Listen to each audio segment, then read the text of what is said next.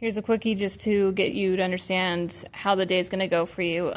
Morning people show up a little bit before 8 on a regular day. That way you can get to the classrooms. You'll split off into 2 people teams per classroom unless we're short-staffed. In that case, I'll be one of those 2 people. You'll let the kids eat breakfast, snack, which will be at the main tables because that is your activity at that time. They are not welcome to be running around and doing any of the activities just yet.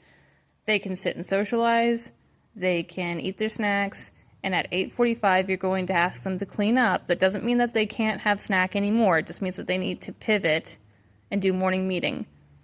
For example, on Tuesday, our morning meeting is going to be like, do the wave, toy soldier falls, stuff like that. Things that do not involve a lot of prep. But on Mondays, your morning meeting's more like a meet and greet.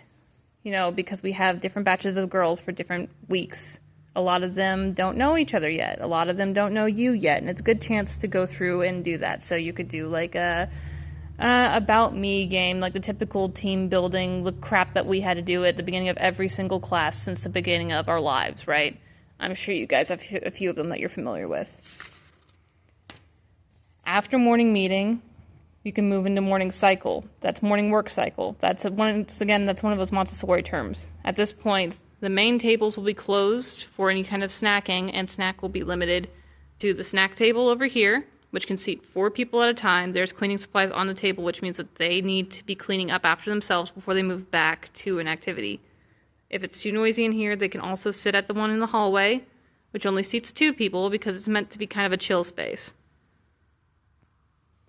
During that time, the tables are going to be used for the activities that we see on the shelves. I did another video about that for you. They will be selecting activities from there, and they could bring it to the tables or set up on the floor somewhere as long as they can keep all the materials together and they're not exceeding the maximum amount of people allowed for that activity. Once again, there's another video about that. And they can just enjoy that for the entirety of the cycle. So at about 10:50 or 10:45, if they're really rowdy, you're going to signal for cleanup.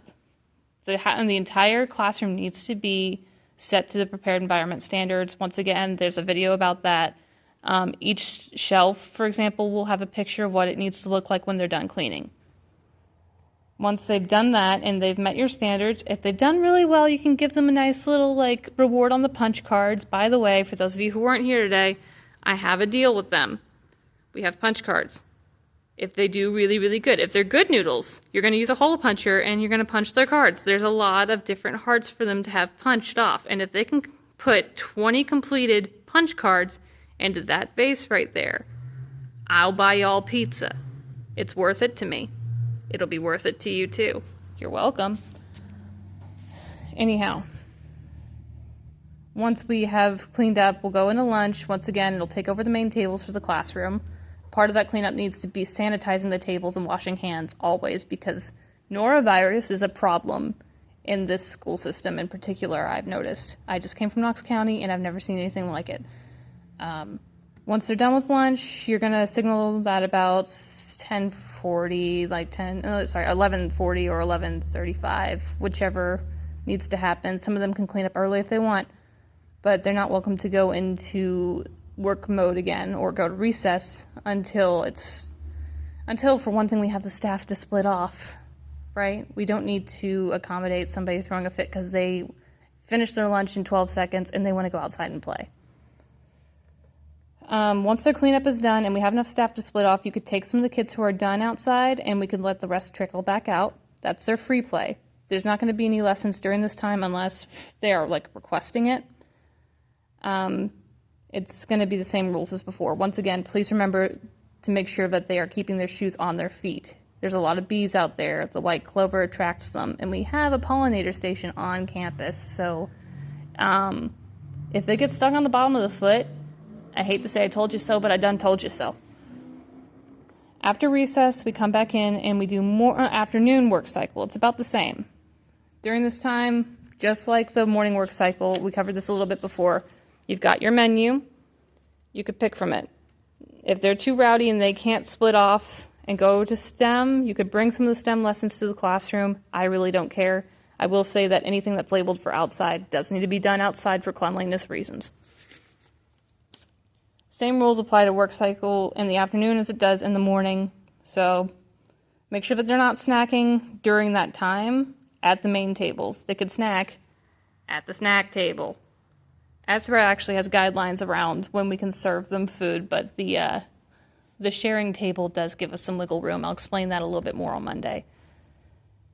Once afternoon work cycle is done, I'm thinking about 4:45, you're going to signal for cleanup because usually they're a little bit more rowdy at that point. It takes them longer. 4:45, start cleanup. By the time it's 5 o'clock, all activities should be back on the shelves, and they should hopefully be outside.